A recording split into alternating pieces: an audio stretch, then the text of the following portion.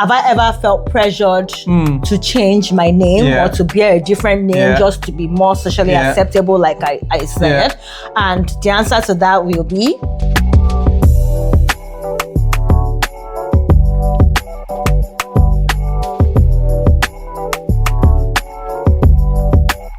everyone, welcome back to our channel. If you're new here, thanks for stopping by. If you're a returning subscriber, amazing. It's always nice to have you here. Yeah. My name is Funke and I'm Frank. And together we are the Wholesomes, and on this channel we talk about faith, family and fun, and of course our lives as immigrants in Canada. Yep. And that being said, it's kind of a leeway to what we want to discuss today.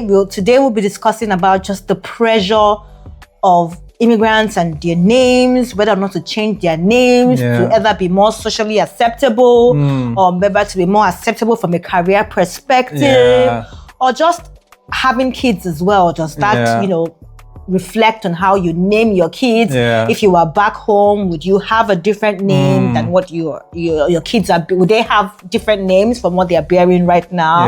It's something like we want to hear from you as well. So as we are talking, if any of this resonates with you, please feel free to leave a comment and let us know what you're thinking as well. So babe, I know that you probably have heard this, and I have heard this as well, that many of us have to change the names on our resumes just to get a call back. Because we are worried that maybe the recruiters cannot spell our name, cannot read our names, and because of that they don't even bother.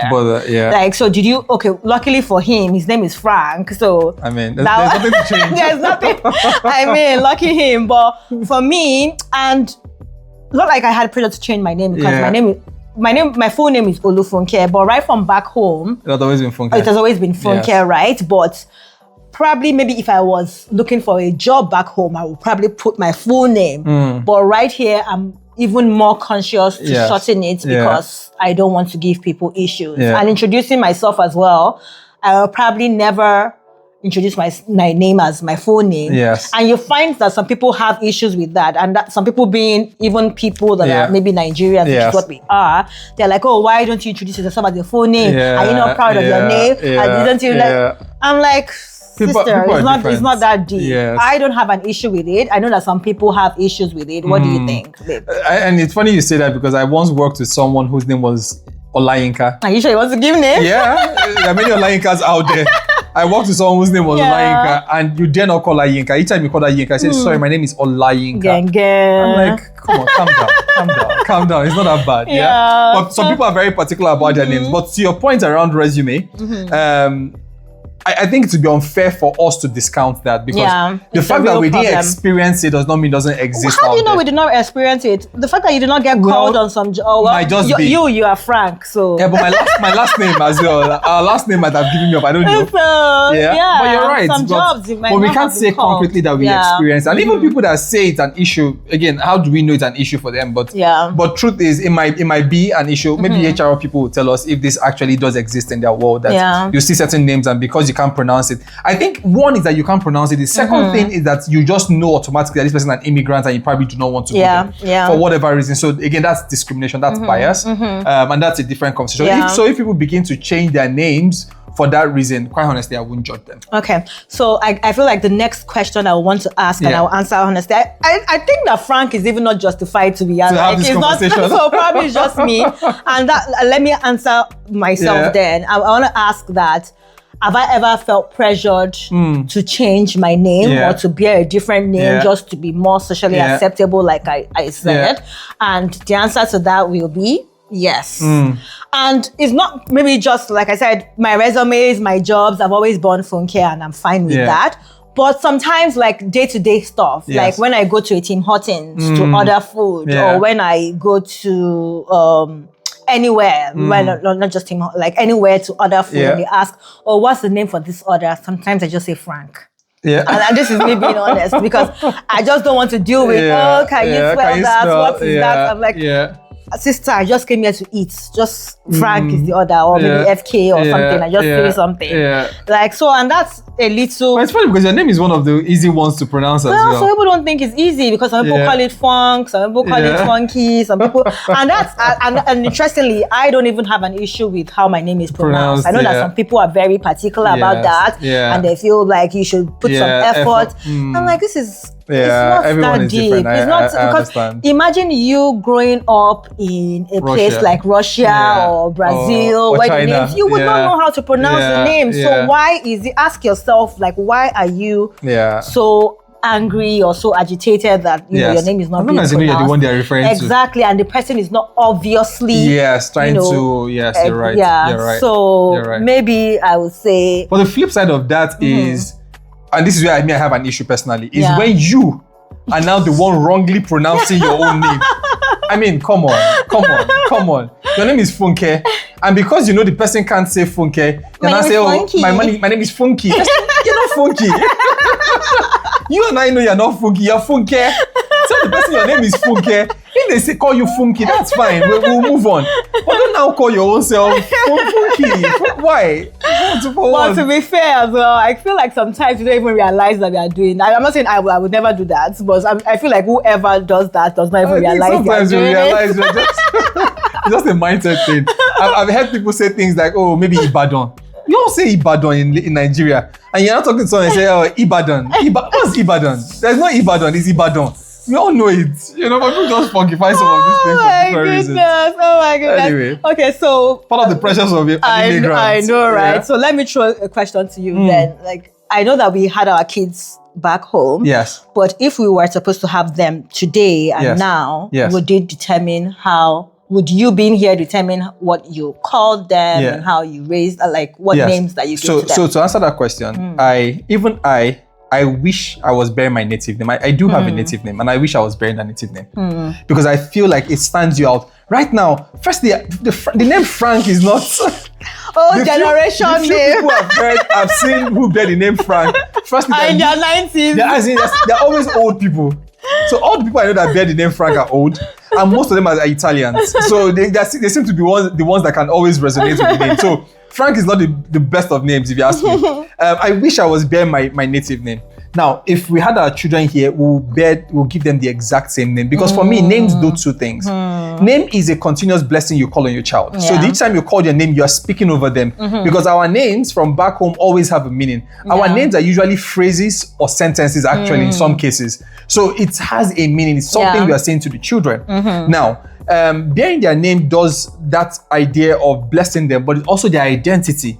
So that someone does not see you and think that you have no roots. When they ask you, where are you from? You can always go back and tell them where you're from. So in all our children's official documents, they have their full name. However long it is, it's going to be there. But we do, but we shorten it. So some people not even agree with the But even the shortening wasn't because we came here. We are shortening their name. They've always had the shortening of their names right from time, and it's okay, you know. But it's still their identity. Now, some people would ask you, what's your full name? Or even if you went for an official letter, you write your full name, and people will know that you have a full name, which is fine, you know. But I wouldn't change their name. It's our identity. It's almost the last thing we have.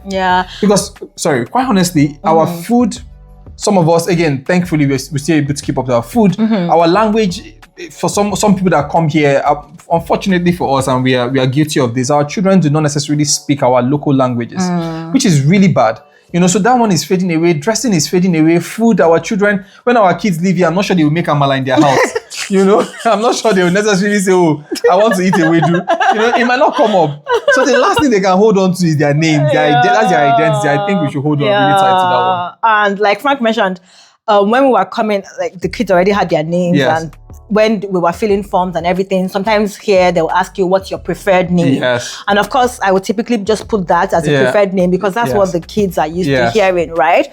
But going back to what you said, at a time for Zizi's school, that's our daughter, when I noticed that this name would come back on like some certificates that I feel like her full name should be, I had to go back to them and say, come, maybe your definition of a preferred name and my preferred name is not aligning. When I could say you guys can call her that if you want, but any information, any certificate, any school documentation, I want it to have her full name. But that said, my answer be the same? Because interestingly, I know most of you, if you're not new here, you know that Frank is Igbo, I'm Yoruba. That's from different tribes from where we come from, which kind of spoke to the language issue that you talked about. So if there was anybody basically that had a right to give their kids maybe English names, I feel like we had that right to do that. To stay neutral. Exactly, to stay neutral. So maybe if we had our kids here, maybe if we had been here for longer, I don't know. Like, let me put it that way. I don't know. Personally, I would still have wanted. As long as there are names that, like you said, maybe has a meaning, and some of those English names, let me not say. And it kind of reminds me of a conversation that the kids were having very recently, and we're talking about the names that they want to have for their kids. And Kobe had mentioned, that he wanted his daughter to be Dash. I'm not going to mention the name because somebody might have it. And interestingly, it was an English name. And that's anyway, conversation for another day. Because, of course, for them, it's always be an English name because they don't know any Nigerian name right now, but they should know. Hopefully, when they grow up. As they grow up, maybe they will not begin to. Yes. And it's for us to teach them as well. Yeah. So he mentioned an English name, and then Zizi was like, what does that even mean? That you don't even know what it means. That what if it means? What did she say? She mentioned one very funny thing. Maybe what she means failure or something. Like, why would you want to name your child that? And blah blah blah. But I was glad that they were having that conversation because it made me realize that at least they understand that your name should have a meaning. Like, so depending on what it is, it could be something. Like it could be different things, but it must have a meaning. Yes, absolutely. And I think if for me, if there's any message out there is, I think, I don't know if it's a Nigerian thing, maybe it's not. I don't think it necessarily is, but I find that people from usually around the Southeast Asia part of the world, you will see their long names. But they shorten it as well, but the ones I see, I've seen, some, yes, you're right. Some shorten. But some of them, you'll see the full thing. And if you ask them how they pronounce it, and they'll tell you how to. I think particularly people from maybe around Bangladesh, Sri Lanka, they usually have long names and they'll put it there. And particularly their last name. Deal with it. As can't figure out how to pronounce it. And they'll tell you, and they don't get offended when you don't pronounce it right. I think it's fine. For me, I think it is understanding the power in our names and understanding the fact that we are not trying to.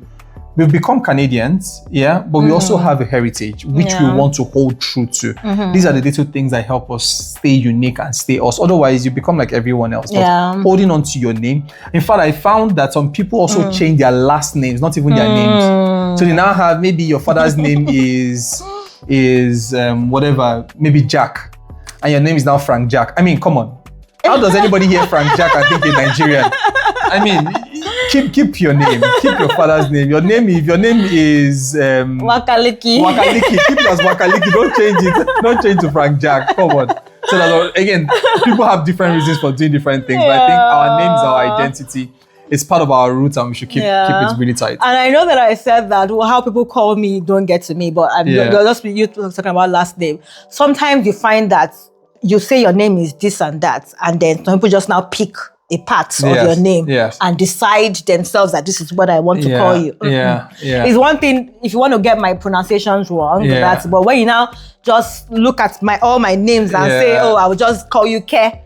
Like I will just call you a part of your last name. Yeah, which goes back to your point around when people don't make the effort. As long as you're making the effort, I think that's fine. As long as you're making the effort, I think that's fine.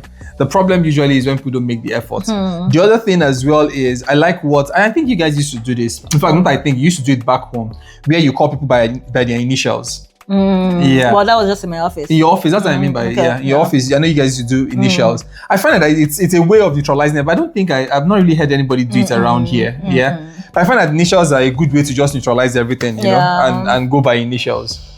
I guess my last thought would be for our kids. Like most of us are raising kids around here. How do we help them? How do we ensure that they hold fast to culture, hold fast to things like meaningful names, names that I mean, some English names have meaning meaning as well, which I would, even some biblical names. So like that's what some people do nowadays. They just have biblical names, which is good as well.